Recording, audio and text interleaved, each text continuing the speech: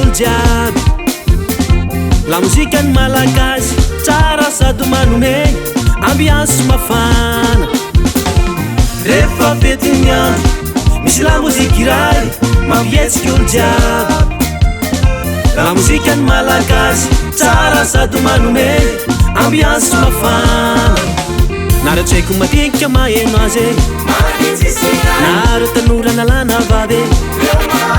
ao fo fanitananao apavy ambony tsara anadratra azy io tsy vahiny amin'ny sofinao fa inohy tsara fanaovana azy avereno eo antsika indray mandeha tsika rehetra miaro amin'ny sotisoty ambony tanana ambonimbony tanana ambony tanana ambonimbony tanana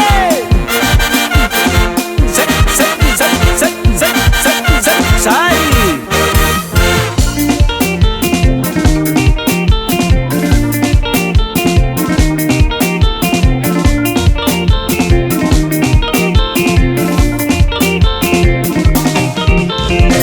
mozikany malagasy tsara sady miavake navaraka tsimona ndrefana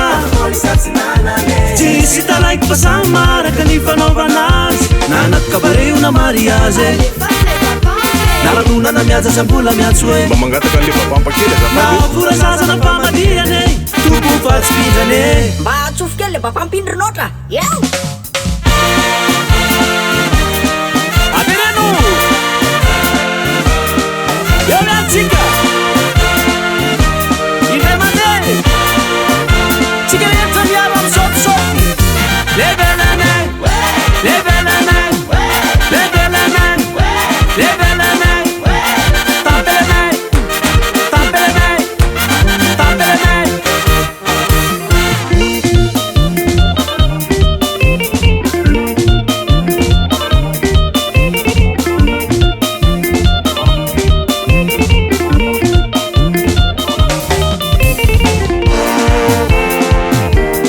Chimba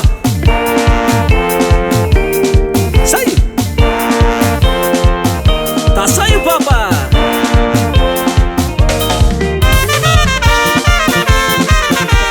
zay mihitsy ry valy ndry zay mihitsy tsy akozako an'le dasaty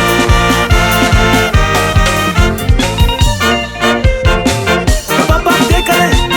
papaptekare papaptekare iyo iyo iyo iyo iyo iyo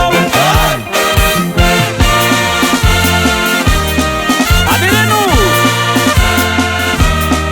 eo antsika indray mandeha